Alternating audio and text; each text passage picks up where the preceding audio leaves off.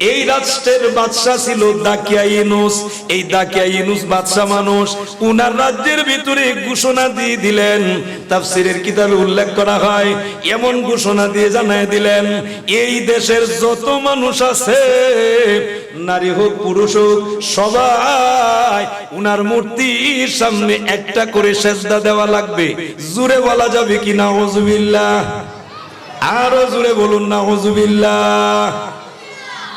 আমার মুসলমান বাবাজিরা, কিন্তু আল্লাহ পাক রব্বুল আলামিন জানায় দিলেন, ওয়াবুদুল্লাহ ওয়ালা তুশরিকু বিহি শাইআ। আল্লাহ পাক রব্বুল আলামিন জানায় দিবেন গো, আমি আল্লাহ পাকের ইবাদত করবা। কিভাবে ইবাদত করবা? আমি আল্লাহর ইবাদত করার সময় আমার সঙ্গে কাউকে শরীক করা যাবে না। বলুন দেখি, আল্লাহর ইবাদত করার সময় অন্য কাউকে শরীক করা যাবে নাকি? এত আস্তে বললে হবে না, জোরে বলুন, করা যাবে নাকি? ও আমার বাবাজিরা, বন্ধুরা আমার, আল্লাহ নিষেধ করে দিলেন। এই কথাটা মানার জন্য কিছু যুবক, ওই যুবকের দলের ভিতর থেকে একজন যুবক ওই আফসোস রাষ্ট্রের ভিতরে, এই যুবকটা আস্তে আস্তে করে যেতে যেতে একটা গাছতলার নিচে গিয়ে বসলেন। জুড়ে বলা যাবে কি সুবহানাল্লাহ? নীরব নিবৃতে একটা গাছের তলায় গিয়ে বসলেন। কারো সাথে কোনো কথা নাই, কারো সাথে কোনো যোগাযোগ নাই, নীরব নিবৃত্তি গিয়ে গাছের তলায় যখন বসে গেলেন, এমন ভাবে পাহারা দেওয়া হয় রে, সব মানুষগুলো একটা করে ওই বাদশার মূর্তির সামনে সেজদা দেওয়া লাগবে, এটা লাজেম বানায় দেওয়া হয়েছে, সবাই দেওয়া লাগবে। এই যুবকটা আস্তে করে গেলেন, সেজদা দিবে না, একজনকেই সেজদা দিবেন। বলুন তিনি কে? জুড়ে বলা লাগবে, তিনি কে? আল্লাহ ছাড়া আর কাউকে সেজদা দিবে না। এই জন্য আল্লাহর বান্দাটা নীরবে গিয়ে বসে গেলেন। এর কিছুক্ষণ পরে আরেকজন যুবক, এই যুবকটাও আস্তে আস্তে করে চলে গেলেন। চলে যাইয়া উনিও ওই গাছতলার নিচে গিয়ে বসলেন। যেই দ্বিতীয় যুবকটা গেলেন, প্রথম যুবকের সঙ্গে দ্বিতীয় যুবকের কোনো পরিচয় নাই, উনি ওনাকে চিনে না। কিন্তু যদিও চিনে না, এবার দুইজন গিয়ে বসলেন। দুইজনের মনের ইচ্ছা হলো একমাত্র আল্লাহর সামনে মাথা নত করবে, আল্লাহ ছাড়া গো আর কারো কাছে মাথা নত করবে না। সুবহানাল্লাহটা জুড়ে বলবেন না? মাথা নত করবে না। আমার বাবাজিরা, বন্ধুরা আমার, এই জন্য আল্লাহ পাক রব্বুল আলামিন ওই যুবকগুলোর বর্ণনা দিলেন। এর কিছুক্ষণ পরে আরেকজন যুবক, এই যুবকটা আস্তে করে চলে গেলেন। এই যুবকটা আস্তে করে চলে গেলেন। এই যুবকটা চলে যায়, এই যুবকটা এখন আবার তৃতীয় নাম্বার যে যুবক গেলেন, উনিও আল্লাহ ছাড়া আর কাউকে সেজদা দিবে না। এই জন্য উনিও চলে গেলেন। উনি গিয়ে চলে গিয়ে উনিও আবার ওই গাছতলার নিচে গিয়ে বসলেন। সুবহানাল্লাহটা জুড়ে বলেন, আর একটু জুড়ে বলেন আল্লাহু আকবার। গাছতলার নিচে চলে গেলেন। আমার মুসলমান বন্ধু, পূর্বের দুইজনের সাথে তৃতীয় নাম্বার যুবকের কোনো পরিচয় নাই। তৃতীয় যুবকের সঙ্গে পূর্বের দুইজনেরও কোনো পরিচয় নাই। একজন আরেকজনকে কোনো কথাও জিজ্ঞেস করে না, কেউ কারো সাথে কোনো কথাও বলে না। তৃতীয় নাম্বার যুবকটাও চলে গেলেন। এই যুবকটাও গাছতলার নিচে গিয়ে বসিয়া উনিও মনে মনে চিন্তা করলেন, সেজদা যদি দেই রে, শুধুমাত্র এক আল্লাহর কুদরতি পায়ে সেজদা দিব, আল্লাহ ছাড়া আর কাউকে আমি সেজদা দিব না। তিন নাম্বার যুবকটাও গিয়ে বসে গেলেন। তিন নাম্বার যুবকটাও যখন বসা, এই পরিস্থিতিতে ও আমার মুসলমান বাবাজিরা, এর কিছুক্ষণ পরে চতুর্থ নাম্বার আরেকজন যুবক চলে যায়। একটু জোরে বলা যাবে কি মারহাবা? কারো সাথে কারো কোনো পরিচয় নাই। চতুর্থ নাম্বার যুবক চলে গেলেন। উনিও গিয়ে বসে গেলেন। এক আল্লাহ ছাড়া কাউকে সেজদা দিবে না। এর কিছুক্ষণ পরে পঞ্চম নাম্বার যুবক চলে গেল। এর কিছুক্ষণ পরে ষষ্ঠ নাম্বার, এর কিছুক্ষণ পরে সপ্তম নাম্বার। তাফসীরের কিতাবে উল্লেখ করা হয়, এই সাতজন যুবক কোন মুফাসসিরিনে কেরাম উল্লেখ করেন 6 জন যুবক, এই 6 জন অথবা 7 জন যুবক, কোন মুফাসসিরিনে কেরাম বলেন 8 জন যুবক। আমার বাবাজিরা, বন্ধুরা আমার, 6, 7 আর 8 যাই হোক, এবার এই 7 জন যুবক গাছতলার নিচে গিয়ে বসলেন। একজন আরেকজনের সঙ্গে পরিচয় নাই, একজন আরেকজনকে চিনেন না, কিন্তু কারো সঙ্গে কারো কোনো কথাবার্তা নাই। এই পরিস্থিতিতে গাছতলার নিচে বসলেন। বলুন দেখি, এই সকল যুবকের একটাই উদ্দেশ্য, সেই উদ্দেশ্যটা সেজদা দিবে একজন, যে বলুন তিনি কে? আরো জোরে বলুন তিনি কে? আল্লাহ ছাড়া আর কাউকে সেজদা দিবে না।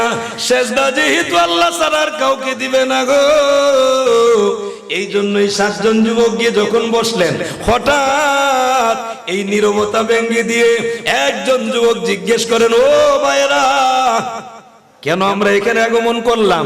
আমাদের উদ্দেশ্যটা কি? কি উদ্দেশ্যে আমরা একত্রিত হয়েছি? ঠিক ওই মুহূর্তে এই সকল যুবক, বাকি যুবকগুলো একসাথে এক বাক্যে জবাব দিলেন, আমরা এখানে এসেছি বাদশা দাকিয়ানুসের মূর্তির সামনে আমরা কেউ মাথা নত করব না। আমরা যদি মাথা নত করা লাগে, সেজদা যদি দেওয়া লাগে, সেজদা দিব কেবলমাত্র একজনকে, তিনি হলেন আমাদের রব, তিনি হলেন আমাদের সৃষ্টিকর্তা। একটু জোরে বলা যাবে কি মারহাবা? আর একটু জোরে বলুন আল্লাহু আকবার। আসমান কে বানাইছেন? জমিন কে বানাইছেন? বিশ্বাস আমাদের আছে না নাই? জুড়ে বলা লাগবে, আছে না নাই? আমার মুসলমান বাবাজিরা, এই যুবকগুলোর বর্ণনা দেয়, আসমান বানাইলেন, জমিন বানাইলেন, সব কিছু বানানোর পরে আমার আল্লাহ পাক রব্বুল আলামিন জানায় দিলেন, সেজদা যদি দিতে চাও আমি রবকে তোমরা সেজদা দিবা। কথা বলেন ঠিক না বেঠিক? কাকে সেজদা দিব? সব কিছু আল্লাহ বানাইলেন বান্দার উপকারের লাগি। আমার মুসলমান বাবাজিরা, কথা কিন্তু আমি আমার কথা বলবো না, আল্লাহ পাক রব্বুল আলামিন কুরআনুল কারীমের সূরা বাকারার ভিতরে আল্লাহ নিজেই জানাই দিয়েছেন। একটু জোরে বলা যাবে কি মারহাবা? আর একটু জোরে বলুন আল্লাহু আকবার। আল্লাহ বলেন, আল্লাযী জাআলা লাকুমুল আরদা ফিরাশান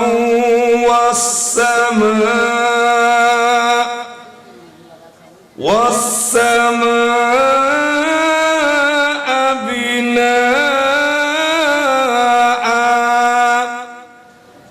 وأنزل من السماء ماء فأخرج به من الثمرات رزقا لكم فلا تجعلوا لله أندادا وأنتم تعلمون।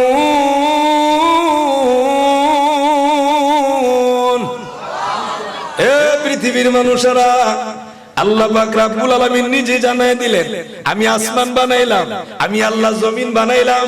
আসমানটাকে তোমাদের জন্য ছাদ বানাই দিলাম, জমিনটাকে তোমাদের জন্য বিছানা বানাই দিলাম। আসমান থেকে আমি আল্লাহ বৃষ্টি বর্ষণ করাইয়া দিয়া জমিনটাকে আমি আল্লাহ উর্বর করে এই জমিন থেকে তোমাদের জন্য খাদ্যের ব্যবস্থা করে দিলাম। একটু জোরে বলা যাবে কি সুবহানাল্লাহ? আসমান তৈরি করেছি, আমি কারো কাছে সহযোগিতা নেই নাই। জমিন তৈরি করলাম, কারো কাছ থেকে সহযোগিতা নিলাম না। এ বান্দার বান্দিরা শুনে রাখো, এত কিছু করে দিলাম, ওই আসমান থেকে বৃষ্টি বর্ষণ করে জমিনে ফসলের ব্যবস্থাপনা করে দিলাম। আপনারা আমারে জবাব দেন, আল্লাহ যদি নির্দেশ দেয়, জমিনে যদি বলে ও জমিন তুই কোনো ফসল দিস না, পৃথিবীর যত ক্ষমতাধর লোক আছে কেউ কোনো জমিনে ফসল উৎপাদন করাইতে পারবে? জুড়ে বলেন, কারো কোনো ক্ষমতা আছে? অত্যাধুনিক যত ধরনের মেশিন হোক, যত কিছু থাকুক, এরপরও কি একটা চাউলের ব্যবস্থা করতে পারবে? সবকিছু আল্লাহ করছে। এই জন্য আল্লাহ পাক রব্বুল আলামিন বলে দিয়েছেন, ফালা তাজআলু লিল্লাহি আনদাদান ওয়া আনতুম তা'লামুন। সুতরাং আমি আল্লাহর সমকক্ষ কাউকে বানাও না। সুবহানাল্লাহটা জোরে বলেন। আল্লাহর সমকক্ষ বানানো যাবে না।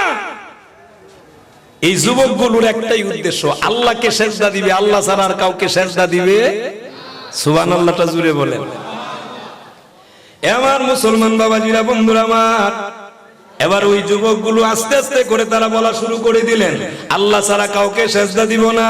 সবগুলো যুবক এক কথা যখন বললেন, এবার একজন যুবক বলে, ও যুবক ভাইরা, কিন্তু বাঁচবা কেমন করে?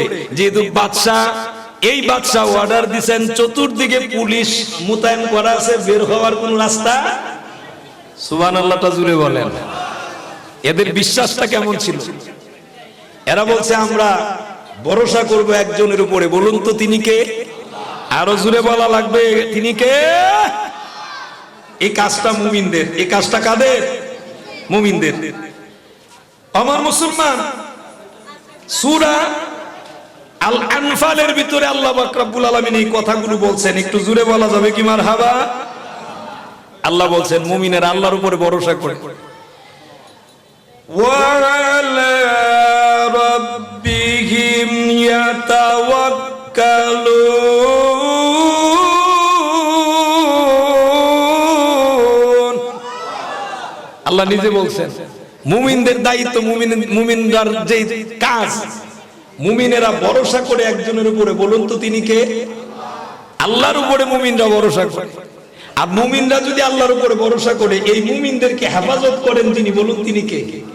আল্লাহ হেফাজত করেন। সুবহানাল্লাহ জুড়ে বলেন। এখন এরা বললেন, আমরা আল্লাহর উপরে ভরসা করি, পৃথিবীর কারো উপর আমরা ভরসা করি না। বাদশার হাত থেকে বাঁচাইবার ক্ষমতা আল্লাহর আছে না নাই? জুড়ে বলেন, আছে না নাই? এই বিশ্বাসটা এদের ছিল। যুবকগুলো ডাক দিলেন, ভয়ে কোনো কারণ নাই, যেহেতু আমরা আল্লাহর উপরে ভরসা করি, আমরা আল্লাহর উপরে ভরসা করব, আল্লাহ ছাড়া কাউকে সেজদা দিব না। সুতরাং আল্লাহ পাক রব্বুল আলামিন কিভাবে আমাদের হেফাজত করবেন, এটা আল্লাহ পাকের দায়িত্ব। সুবহানাল্লাহটা জুড়ে বলুন। দায়িত্ব দিয়ে দিছি। যুবকগুলো তখন বললেন, কি করা যায়? বলে, আমরা বের হব, চেষ্টাটা করব আমরা। কাজ করায় দিবেন যিনি, তিনি কে? আল্লাহ পারেনি? সুবহানাল্লাহ কয় না? আরো জোরে বলেন না সুবহানাল্লাহ। এ মুসলমান বাবাজিরা, আল্লাহর নবী রাহমাতুল লিল আলামিন, দয়ার নবীজি মক্কাতুল মুকাররমা থেকে মদিনাতুল মুনওয়ারায় যাবেন, আল্লাহর নির্দেশেই যাবেন, হিজরত করবেন। সুবহানাল্লাহটা জোরে বলেন।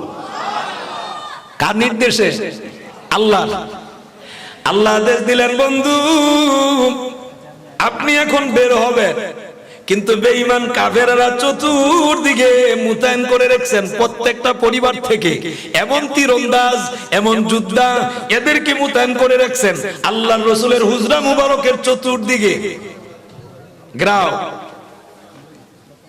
আল্লাহর রাসূলের বের হওয়ার কোনো সুযোগ নাই। কিন্তু আল্লাহ পাক রব্বুল আলামিন বললেন, হাবিব, দোস্ত, বন্ধু আমার, ভয় পায়েন না, আপনার দায়িত্ব, আপনি বের হবেন, আপনাকে সেভ করে নেওয়ার দায়িত্ব আমি আল্লাহ। আরো জোরে কর না সুবহানাল্লাহ। সেভ করে নেওয়ার দায়িত্ব কার? কিন্তু আমরা তো এই বিশ্বাসটা করতে পারি না, এই ভরসাটাই তো করতে পারি না। রবের উপরে যদি এই ভরসা করতে পারতাম, অবশ্যই আল্লাহ হেফাজত করেন, কিন্তু আমরা বুঝি না। কথা বলেন ঠিক না ভাই? ঠিক। আমার মুসলমান, অন্তরের কান লাগান, একটু মনোযোগী হয়ে যান। যেই মাত্র আল্লাহর নবী রাহমাতুল লিল আলামিন, দয়ার নবীজি, আল্লাহ যখন বন্ধুকে জানায় দিলেন, বন্ধু আপনার দায়িত্ব হলো বাহির হওয়া, হেফাজতের দায়িত্ব আমি আল্লাহ, আপনি বের হবেন। সূরাতুল ইয়াসিন থেকে আল্লাহ হুকুম দিলেন, বন্ধু গো আপনি একটু তেলাওয়াত করবেন। তেলাওয়াত করে এক মুষ্টি বালু আপনি আপনার হাত মুবারকে নিবেন, ওই বালির মধ্যে আপনি ফু দিবেন। ফু দেওয়ার পরে ওই বালু মুবারকগুলো আপনি ছেড়ে দিবেন। আপনি ছেড়ে দিবেন আকাশের দিকে। আমি আল্লাহ পাক রব্বুল আলামিন ওই মক্কার যেই যুবকগুলো, প্রত্যেকটা যুবকের মাথার উপরে চিহ্ন রেখে দিব। জোরে বলা যাবে কি মারহাবা? আর একটু জোরে বলুন আল্লাহু আকবার। আল্লাহ নিজে দায়িত্ব নিছেন, হেফাজত করবেন। চতুর্দিকে যখন যুবকগুলো দাঁড়ানো, তীরন্দাজ যোদ্ধা সবগুলো যুবক যখন দাঁড়ানো, আল্লাহ পাক রব্বুল আলামিন হুকুম দিলেন। আল্লাহর রাসূল ডাক দিয়ে বলেন, আলী রে, ও ও আলী, তুমি আমার বিছানার মধ্যে ঘুমাইবা, আমার বিছানায় তুমি থাকবা, আমার বিছানায় থাকবে। এই জন্য বেঈমান কাফেরেরা আমার কাছে বহু মাল সামানা জমা দিছেন। সুবহানাল্লাহটা জুড়ে কোন? আমানত, যেহেতু আমার কাছে আমানত দেওয়া, এই আমানত জিনিসটা আমি তাদের কাছে পৌঁছায় দেওয়া, এটা আমার দায়িত্ব। সুবহানাল্লাহ। কার দায়িত্ব? আমার কাছে আমানত দিলে আমার দায়িত্ব। আমার অবর্তমানে আমি এমন কাউকে দায়িত্ব দেওয়া উচিত, আমি দেখলাম ও আলী তোমাকে আমি দায়িত্বটা দিতে পারি। সুবহানাল্লাহটা জুড়ে বলেন। এজন্য আলীর দায়িত্ব দিয়েছেন হযরতে আলী রাদিয়াল্লাহু তাআলা। উনি প্রথমে একটু ভয় পাইছেন। কেন? আল্লাহর রাসূলের বিছানা মুবারকের মধ্যে যদি উনি শু, আর যদি বেঈমান কাফেররা আইসা উনারে পায় তো উনারে কতল করে ফেলবে।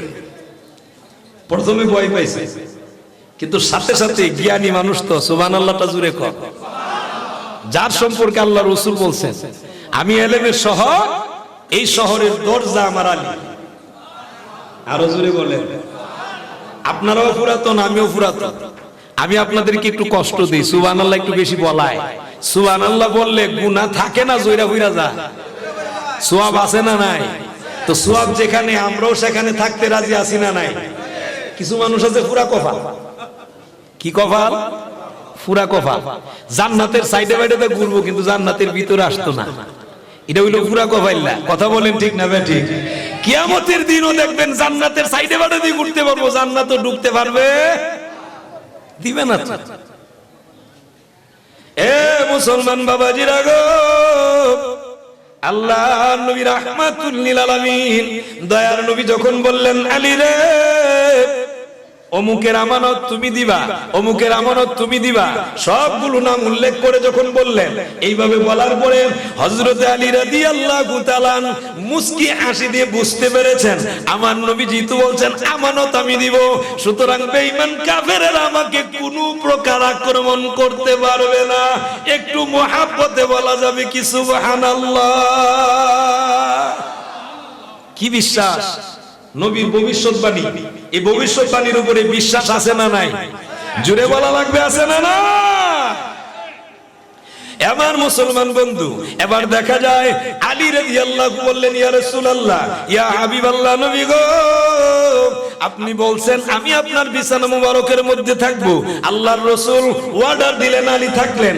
আল্লাহর রাসূল বের হবেন, সবগুলো তীরন্দাজ যোদ্ধারা চতুর্দিকে যখন একবারে ঘেরাও করা অবস্থায়, তীরন্দাজ সবার হাতে অস্ত্র, এমন পরিস্থিতিতে আল্লাহ নির্দেশ দিলেন, আল্লাহর হাবিব রাহমাতুল লিল আলামিন দয়ার নবী মায়ার নবীজি যখন বের হয়ে যায়, সূরাতুল ইয়াসিনের আয়াত যখন তেলাওয়াত করলেন, ফু দিলেন, ফু দিয়ে যখন ছেড়ে দিলেন, প্রত্যেকটা যুবকের মাথার উপরে ওই বালি আল্লাহ পাক রব্বুল আলামিন চিহ্ন হিসেবে রেখে দিলেন। আল্লাহর রাসূলকে তাদের মাঝখান দিয়া বের করে নিয়া এই জায়গা থেকে সেভ করে আমার আল্লাহ মদিনাতুল মুনওয়ারার রাস্তায় পৌঁছায় দিলেন। একটা জবান বন্ধন, একটু মুহাব্বতে বলুন সুবহানাল্লাহ। সে আল্লাহ আসেনি, জুড়ে বলেন না আসেনি? আল্লাহর কাছে তো চাইতে হবে। আল্লাহর উপরে এই ভরসা করার দরকার আছে না নাই? এই ভরসাটা যখন করবেন তখন দেখবেন আল্লাহ হেফাজত করবে।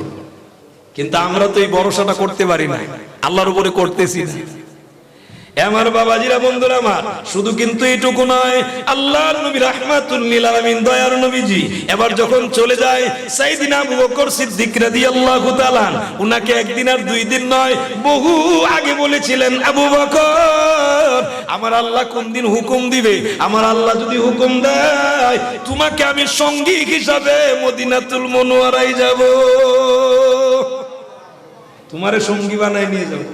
সুবহানাল্লাহটা জুড়ে বলেন। ওয়াস্ত আপনারা শুনছেনই, এই আলোচনা আপনারা শুনছেন, কিন্তু এই আলোচনার থেকে যেটা গ্রহণ করার বিষয়, এটা আমরা গ্রহণ করতে পারি না। কথা বলেন ঠিক না বেঠিক? রাসূল এতদিন আগে বলছেন, কিন্তু রাসূলকে মানছে কি রকম, এই মানার বিষয়টা হলো মূল বিষয়। আল্লাহর রাসূল কিভাবে মানছেন? সাইয়েদনা আবু বকর সিদ্দিক যেদিন আল্লাহর রাসূল বলছেন, ওই দিন থেকে মদিনাতুল মুনওয়ারায় যাওয়া মানে হিজরতের অনুমতি পর্যন্ত সাইয়েদনা আবু বকর সিদ্দিক দরজায় হে এইভাবে ঠেস দিয়া উনি দাঁড়ায় দাঁড়ায় ঘুমাইতেন। কেন? যদি আল্লাহ রাসূল এসে ডাক দেন আর আমি যদি আবু বকর জবাব দিতে পারি না, আমি আবু বকরের জীবন জিন্দেগি বিনাশ হয়ে যাবে। সুবহানাল্লাহ। কি মানাটা মানছেন রাসূলকে, কেমন মানাটা মানছেন, এরকম মানার দরকার আছে না নাই? জুড়ে বলা লাগবে, দরকার আছে না নাই? কিন্তু আমরা তো মানতে পারি না, মানি না। যদি মানার মতো মানতে পারতাম এখনো আল্লাহ পাক রব্বুল আলামিন হেফাজত করবেন। কথা বলেন ঠিক না বেঠিক? এবার মুসলমান বাবাজিরা গো, আবু বকর সিদ্দিকের দরজার সামনে গেলেন, আল্লাহর রাসূল ডাক দিলেন, ইয়া আবু বকর। ডাক দিছেন, আবু বকর বলেন লাব্বাইকা ইয়া রাসূলুল্লাহ। সুবহানাল্লাহটা জুড়ে বলেন। রাসূল জিজ্ঞেস করেন, আবু বকর আমি তো আস্তে করে ডাক দিলাম, এত তাড়াতাড়ি তুমি জবাব দিলা কিভাবে? আবু বকর সিদ্দিক মুস্কি হাসি দিয়ে বলেন, ইয়া রাসূলুল্লাহ, যেই দিন আপনি বলেছিলেন ওই দিন থেকে আজ অবধি পর্যন্ত আমি আমার পিঠটা ওই বিছানাতে লাগাই নাই, না জানি কখন কোন সময় আপনি রাসূল আমাকে ডাকবেন। এটার নাম প্রেম, এটার নাম ভালোবাসা, এটার নাম রাসূল মানা। ঠিক কিনা জুড়ে কোন? এরকম ভাবে মানার দরকার আছে না নাই? মানি না তো। যদি মানতাম আল্লাহ হেফাজত করত। আমার বাবাজিরা, বন্ধুরা আমার, আসছেন হুজুর, আসছেন আমার মুসলমান বাবাজিরা গো, আল্লাহর নবী রাহমাতুল লিল আলামিন, দয়ার নবী, মায়ার নবী আবার আবু বকরকে নিয়ে চলে যায়। সুবহানাল্লাহটা জুড়ে বলেন। হেফাজত করতেছেন কে? জুড়ে বলেন। আল্লাহ তো ওয়াদা দিয়েছে, কিন্তু আল্লাহর উপরে আমাদের ভরসা করা দরকার আছে না নাই? কিছু কিছু মানুষ আছে, আমরা জানেন ব্যবসার উপরে ভরসা করি, গরু বাছুরের উপরে ভরসা করি, ছেলের বিদেশ পাঠাইছি ছেলের উপরে ভরসা করি। এরকম ভরসা করনেওয়ালা মানুষ আছে না নাই? আপনার ভরসা থাকবে একজনের উপরে, বলুন তিনি কে?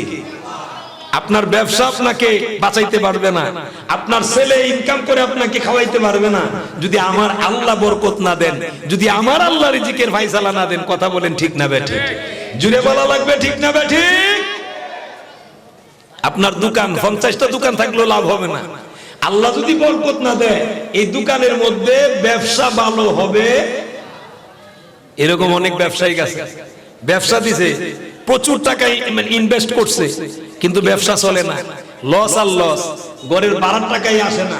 এরকম লস ব্যবসায়িক লোক আমাদের সমাজে আসেনি, পরে ব্যবসা ছাইরা দেয়। তার মানে হলো বরকত দেওয়ার মালিক যিনি, বলুন তিনি কে? টাকা ইনভেস্ট করলেই আসবে না ব্যবসা, ভরসাটা থাকতে হবে একজনের উপরে, বলুন তিনি কে? সে আল্লাহর উপরে ভরসা করার দরকার আছে না নাই? আপনি ভালো দামি বীজ বপন করতে পারেন, কিন্তু জমিনে ফসল আশা করতে পারেন না যদি আল্লাহ বরকত না দেয়। ঠিক না বেঠিক? সে আল্লাহর উপরে তো ভরসা করা লাগবে, এই বিশ্বাসটা তো করা লাগবে। যদি করা যায় তাহলে অবশ্যই আল্লাহ হেফাজত করবেন। একটু জোরে বলুন সুবহানাল্লাহ।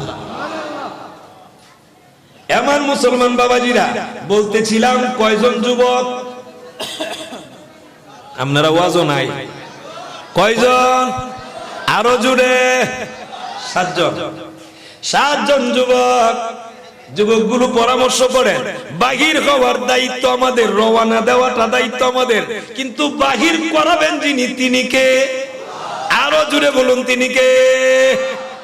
আল্লাহ। 309 বছর, 309 বছর। সুবহানাল্লাহটা জুড়ে কোন? এক বছর আর 2 বছর না, এক রাত আর 2 রাত না, 309 বছর এক ঘুমে এদেরকে কাটাইছে। আরো জোরে বলবেন না সুবহানাল্লাহ? কোরআনের বর্ণনা। এক ঘুমে যদি এতদিন পর্যন্ত আল্লাহ কাটাইতে পারে, ওই আল্লাহর উপরে ভরসা করার দরকার আছে না নাই? আপনি কিছু করার দরকার নাই, এরপরও আল্লাহ খাবার দিতে পারে কি পারে না, কিন্তু বিশ্বাসটা তো আমাদের নেই। এই চিন্তাই তো করতে পারতেছি না। যদি করতাম অবশ্যই আল্লাহ হেফাজত করতেন। অবশ্যই আল্লাহ আপনাকে যেইভাবে রাখতেছেন, আমাকে যেইভাবে রাখতেছেন, ও বাবা চিন্তা ফিকির করে পারা যায় না। এমন অনেক মানুষ, যেই মানুষ আগে ভালো করে 3 ওয়াক্ত খাবার খাইতে পারতো না, কিন্তু ওই লোকের বাড়িতে গিয়ে দেখেন কয়েকটা বিল্ডিং। কথা বলেন না কেন? না আপনাদের দুর্গাপুর এলাকাত মনে এরকম হইছে না? হইছে রে, বহু মানুষ। কিন্তু আপনি যদি মনে করেন যে আপনার কলা কৌশল করে আপনি ধন সম্পদের মালিক হইছেন, না, ধন সম্পদের মালিক বানাইছেন যিনি, বলুন তিনি কে? এই ধন সম্পদ নিতে কি সময় লাগবে? সিটি দিব, জিগাইব, জিগায় নিবে না, নিয়ে যাবে।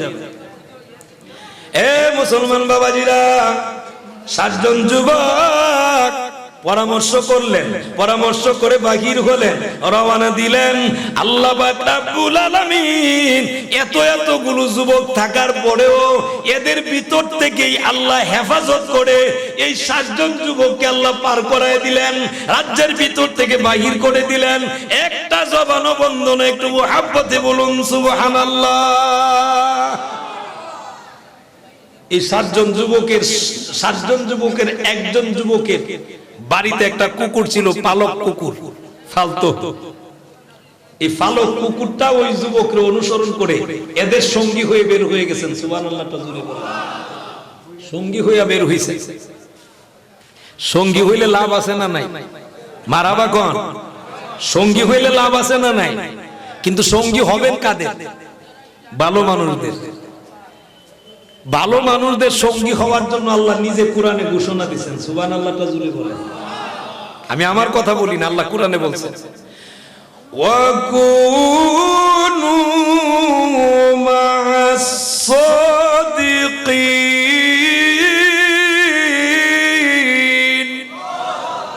আল্লাহ বলছেন সত্যবাদীদের সঙ্গী হও, নেককারদের সঙ্গী হও, ভালো মানুষের সঙ্গী হও, সৎ চরিত্রবানের সঙ্গী হও, সত্যবাদীদের সঙ্গী হও। একটু জোরে বলা যাবে কি মারহাবা? কিন্তু আমরা কি করি? আল্লাহ কোরআনে বলে সত্যবাদীদের সঙ্গী হও, ভালো মানুষের সঙ্গী হও, মুত্তাকিদের সঙ্গী হও। আমরা করি কি? দুনিয়ার কিছু স্বার্থ হাসিলের জন্য, দুনিয়ার কিছু স্বার্থ, এরকম কিছু আসেনি? এমন সুর, বাটবার, দালাল, এই সমস্ত মানুষদেরকে নিয়ে বন্ধু বানায়, এদের পিছনে ঘোরাঘুরি করি। জুড়ে বলেন না? মনে দুর্গাপুরের কেউ এরকম বন্ধু বানায় না। কথা বলে, জুড়ে বলে, এদেরকে বন্ধু বানায়। অথচ আপনি বন্ধু বানানো উচিত ওলামায়ে কেরাম, আপনি বন্ধু বানানো উচিত মসজিদের ইমাম সাহেব, হাফেজে কোরআন। এদেরকে যদি বন্ধু বানান লাভ আছে না নাই? সুবহানাল্লাহটা জুড়ে বলেন। যেহেতু আল্লাহ বলছেন এদেরকে যদি বন্ধু বানান, আল্লাহর ওলিদেরকে যদি মহব্বত করেন, হক্কানি রব্বানি উলামায়ে কেরামদেরকে যদি মহব্বত করেন, এই মহব্বতটা কাজে লাগবে কি লাগবে না?